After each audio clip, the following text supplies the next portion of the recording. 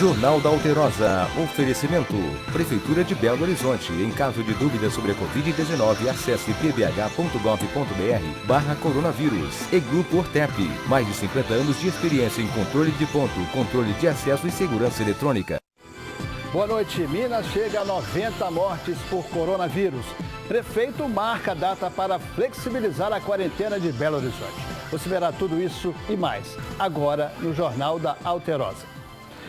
Olha bem, 90 pessoas morreram de coronavírus em Minas Gerais. O mais recente óbito foi registrado em Barbacena, um homem de 61 anos. Outras 86 mortes são investigadas. 77% dos casos atingem a faixa etária de 20 a 59 anos. E a maioria dos óbitos, 81%, são de pessoas com mais de 60 anos.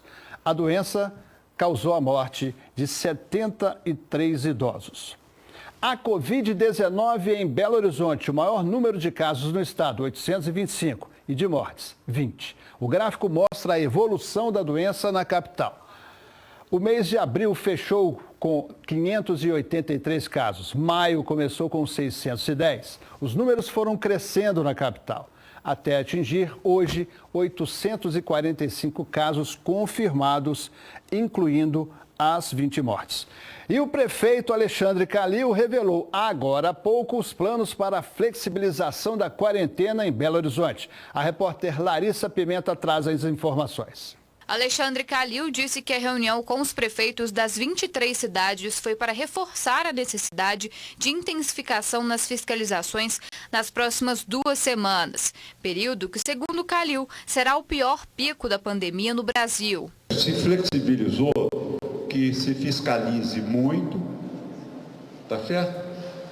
Com todos os cuidados de higiene e que exija máscara, para que não sobrecarregue Belo Horizonte, de modo que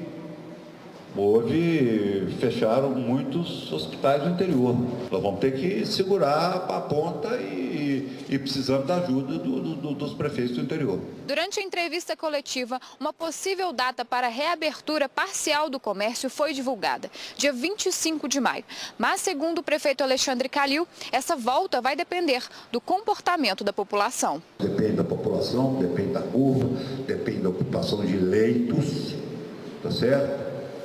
E isso é muito complexo, mas é o que o grupo de infectologistas me autorizou a falar. Calil acredita que o número de infectados no estado está subnotificado. O Belo Horizonte não tem 800 casos só.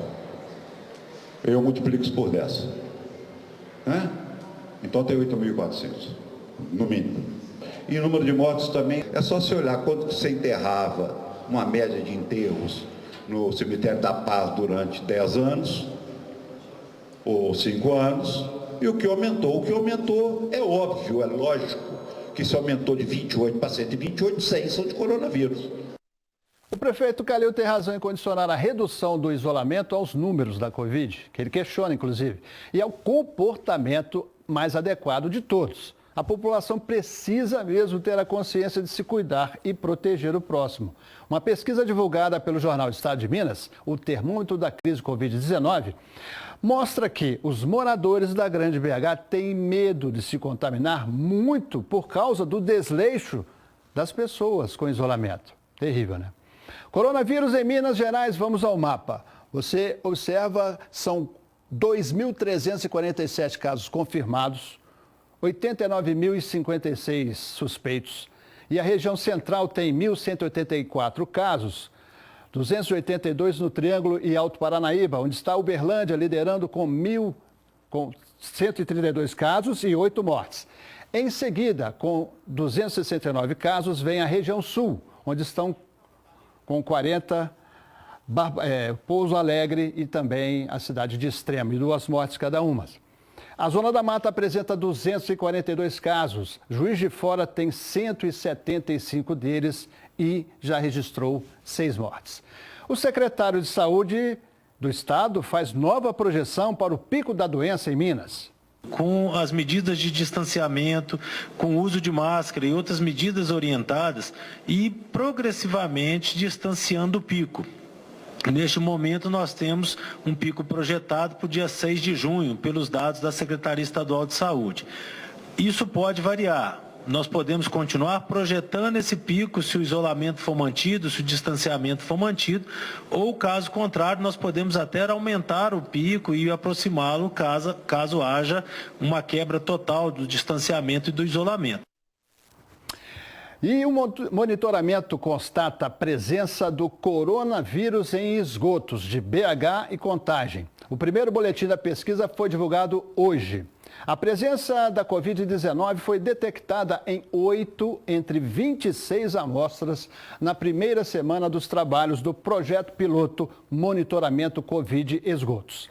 Das 8 amostras positivas, 3 foram coletadas na subbacia do Ribeirão Arrudas, na capital, e 5 na subbacia do Ribeirão do Onça, em Contagem. As coletas foram realizadas de 13 a 24 de abril. Os pesquisadores reforçam que não há evidências da transmissão do vírus com potencial de causar a infecção da Covid-19 através das fezes. O objetivo da pesquisa é mapear os esgotos para indicar áreas com maior incidência da transmissão. E isso pode direcionar a adoção ou não de medidas de relaxamento, consciente do isolamento social. Também pode essa pesquisa possibilitar avisos precoces dos riscos de aumento da incidência da Covid-19 de forma regionalizada. O trabalho terá duração inicial de 10 meses. E como são feitos os testes rápidos para o coronavírus, hein? Que resultados surpreendentes já apresentaram? Saiba agora na reportagem do Vandeci e Vitor Moreira. 2 testes são feitos em laboratórios para detectar o coronavírus. O RT-PCR só pode ser realizado com indicação médica e vai detectar a carga viral no paciente. Teste normalmente realizado logo nos primeiros dias dos sintomas da doença. A outra opção é o teste sorológico, chamado de teste rápido, que só tem resultado preciso se for realizado 2 semanas depois da infecção. Ele é capaz de detectar a quantidade de anticorpos do vírus na pessoa. A execução de um não significa que a gente não vai precisar de outro, né? Por exemplo, você pode ter um paciente que teve um RT-PCR positivo e que não virou o anticorpo, ou que vai demorar esses 14 dias e que você vai querer saber se ele virou o anticorpo lá na frente. E você pode ter pacientes que não tiveram a oportunidade de fazer o RT-PCR no quadro agudo e que você vai fazer um anticorpo e falar, olha, você teve o contato com o coronavírus lá atrás, então porque seus anticorpos estão presentes. Os 2 testes só são produzidos em fase adiantada de infecção. Só é possível saber se a pessoa tem ou teve coronavírus se ela tiver uma quantidade expressiva de anticorpos no sangue. Os resultados dos testes realizados aqui estão sendo entregues em até 24 horas. A gente está fazendo um teste rápido há mais ou menos 10 dias e a gente fez mais de 1.700 testes rápidos já, ou testes sorológicos já. E acho que o interessante disso é que a gente teve em torno de 13% das pessoas com IgG positivo, né? Quer dizer, pessoas que já tiveram contato com o corona. Claro que isso é uma amostra pequena para a gente pensar em termos da cidade inteira, mas mostrando para a gente que a gente já tem uma quantidade de gente razoável que teve contato com o corona e alguns deles sem nenhum tipo de sinal ou sintoma, né? As positividades do RT-PCR têm variado de semana a semana. Em março a gente teve em torno de 9% dos RT-PCRs positivos e à medida que o isolamento foi caminhando, a quantidade de novas infecções pelo corona foi caindo. Na última semana a gente teve 1,5% só de positividade de todos os exames de RT-PCR que foram feitos aqui, né? Com certeza isso é reflexo do isolamento que a gente está fazendo. Então, todos em casa, né? E segundo a Secretaria Estadual de Saúde, 11 mil testes para detectar a Covid-19 foram realizados em Minas Gerais e cerca de 3,5% tiveram resultado positivo. E a Fundação Hospitalar de Minas Gerais abre processos para a contratação imediata e temporária de profissionais que atuarão no enfrentamento à Covid-19. As vagas são para Patos de Minas, Belo Horizonte e Juiz de Fora. Serão contratados médicos, farmacêuticos e técnicos de farmácia e de patologia, com salários entre R$ 1.700 e R$ 9.000. Em Belo Horizonte serão oferecidas 10 vagas para trabalhar no Hospital Eduardo de Menezes, 2 para farmacêutico bioquímico, 2 para farmacêutico generalista, 3 para técnico de farmácia e 3 vagas para técnico de patologia. A carga horária para todas as funções é de 40 horas semanais. A inscrição para Belo Horizonte vai até o dia 6. Hoje é o último dia para Paços de Minas e amanhã a data final em Juiz de Fora. Todas as informações estão disponíveis na página da FEMIG. E notícia boa sobre a Covid tem o número de pessoas curadas. Hoje chegou a 1.133.538 e no Brasil são 42.991 pessoas curadas. E as aulas presenciais das escolas particulares, suspensas desde o dia 18 de março, são polêmicas, porque o ensino é virtual e o valor das mensalidades foi mantido. Muitos pais reclamam que as escolas não negociam os contratos e agem sem transparência. Gabriela tem 3 filhos de 14, 6 e 4 anos. Todos estudam na mesma escola particular e têm recebido atividades para fazer em casa por causa da pandemia. Segundo a advogada, a rotina de estudos está difícil. O mais velho estuda de manhã, nas aulas ao vivo, e ele, como é mais velho, é mais fácil, ele fica mais independente. Mas as 2 menores, a gente tem que ficar o tempo todo naquele malabarismo e ainda lidando com o cliente ligando e fazendo trabalho remoto. Ela diz que a escola reduziu em 30% o valor da mensalidade apenas do ensino infantil, mas não acenou com mais nenhuma negociação. Ela não responde um e-mail, não tem um canal de comunicação. Gabriela faz parte de um grande número de pais no Brasil que estão insatisfeitos com as escolas que mantêm o valor alto das mensalidades, apesar das aulas presenciais não estarem sendo dadas. A advogada notificou a escola onde os filhos dela estudam por meio do PROCON, pedindo que a instituição apresente a folha de custos, comprovando que não pode reduzir o valor dos contratos. A notificação já tem mais de 300 assinaturas, segundo a advogada. Os pais também chegaram a colocar essa faixa em frente à unidade administrativa da rede de ensino, denunciando o alto valor das mensalidades e a dificuldade na negociação. Pai de 2 crianças pequenas, Rafael também espera por uma redução nos gastos com a escola. O do Maternal 2 a gente conseguiu 30% de redução na mensalidade aí durante a pausa. E a gente está pedindo também para o maior. O PROCON emitiu uma nota técnica orientando as instituições de ensino a abrirem as contas e negociarem para evitar uma avalanche de rescisões contratuais. O Ministério Público entende também que os pais devam ter acesso às planilhas de custos das escolas, que tenham um maior diálogo com as escolas, visando a estabelecer alguma forma de abatimento nas prestações que virão, uma vez que se presume que os cursos na forma online, ou seja, a prestação de serviço na forma remota, ela não tenha o mesmo dispêndio para as escolas do que as aulas presenciais. A presidente do Sindicato das Escolas Particulares diz que é a favor da negociação, mas deixa claro que cada escola tem autonomia para decidir com os pais. Que a harmonia e a parceria que sempre existiu entre família e escola continuam sendo a mesma. Por isso é necessário que as escolas tenham esse canal de comunicação e de abertura para que os pais também possam ser atendidos. Manifestação pede a reabertura das autoescolas.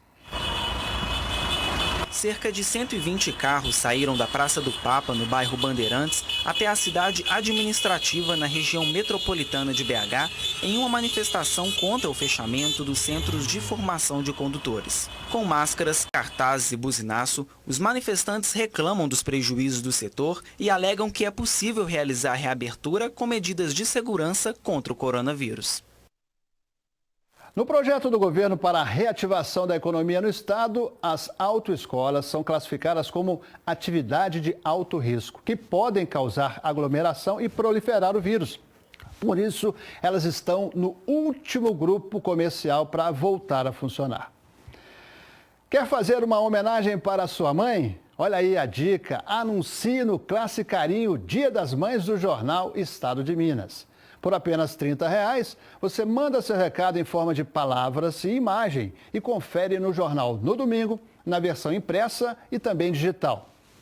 Ligue agora para 3228-2000 ou vá à loja do Estado de Minas, na Avenida Getúlio Vargas, 291, no bairro Funcionários, em BH.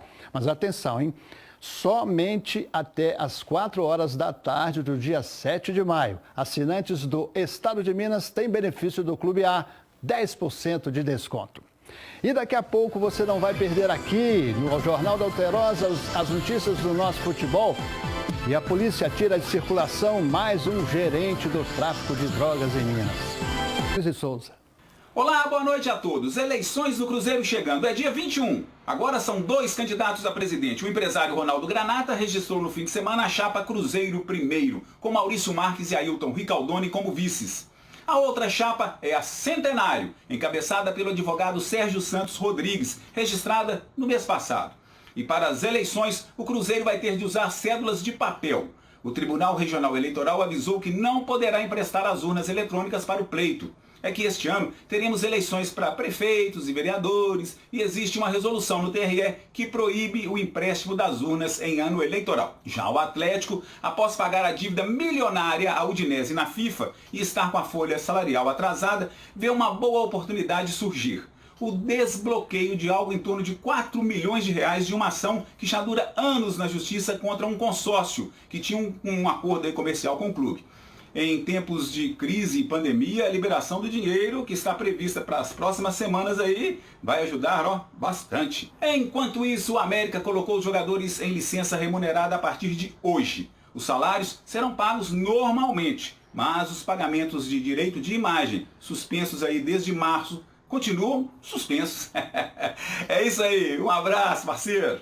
Abraço, Péricles. E a Polícia Civil de Minas Gerais prende suspeito de gerenciar o tráfico de drogas na região de Venda Nova, na Grande BH.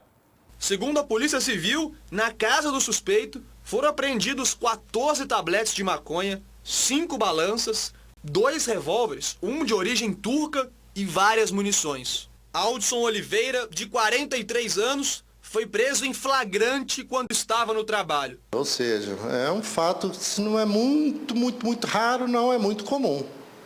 Mas alguns traficantes se valem disso. Ter uma carteira assinada, trabalhar e assim dificultar e quem sabe até alcançar uma impunidade com relação à prática desse mesmo crime. A Polícia Civil acredita que essas armas apreendidas podem ter sido utilizadas em homicídios na região do bairro Confisco, em Contagem.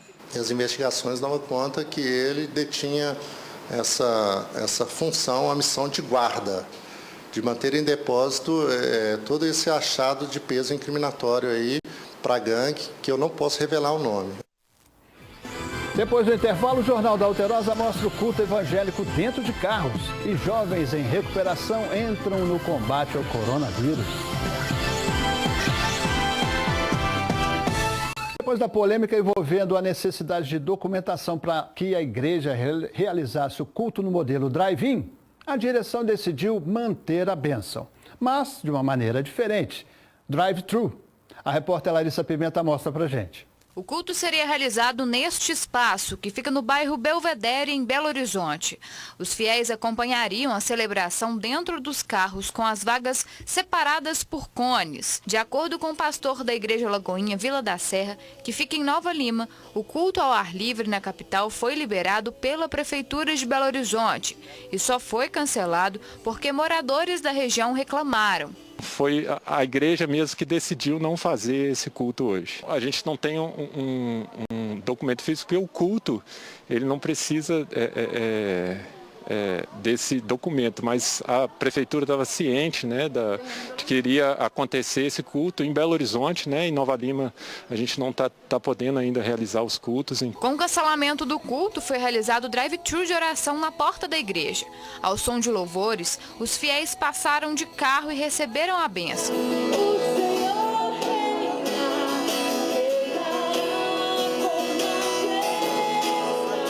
Thales é membro da igreja e gostou do ato, que aconteceu pela segunda vez. No momento que a gente está vivendo, só ouvindo notícias ruins, notícias de morte, quando a gente recebe uma oração, isso nos traz vida, esperança, né? Palavras de encorajamento. realmente é uma coisa assim ímpar, né? Não tem, achei assim incrível. O pastor contou à nossa equipe que durante as bênçãos acolheu um motorista de aplicativo que estava desesperado. Nós conseguimos conversar com ele, orar com ele, né, trazer um conforto para a vida dele, uma palavra de esperança. E ele saiu daqui melhor, né, saiu daqui com uma esperança de que as coisas podem melhorar, de que a gente vai sair dessa, que as coisas realmente vão melhorar.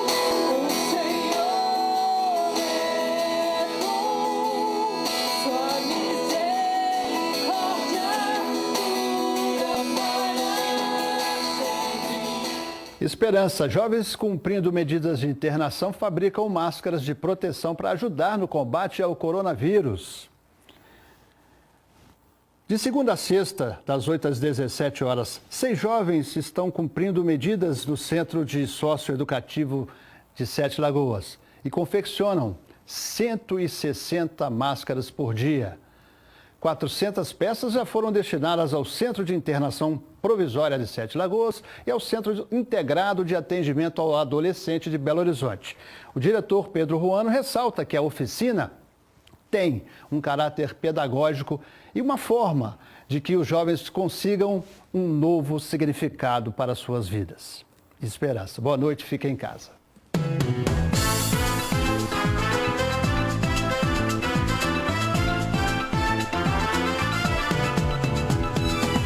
Jornal da Alterosa. Oferecimento. Prefeitura de Belo Horizonte. Em caso de dúvida sobre a Covid-19, acesse pbh.gov.br/coronavírus. E Grupo Ortep. Mais de 50 anos de experiência em controle de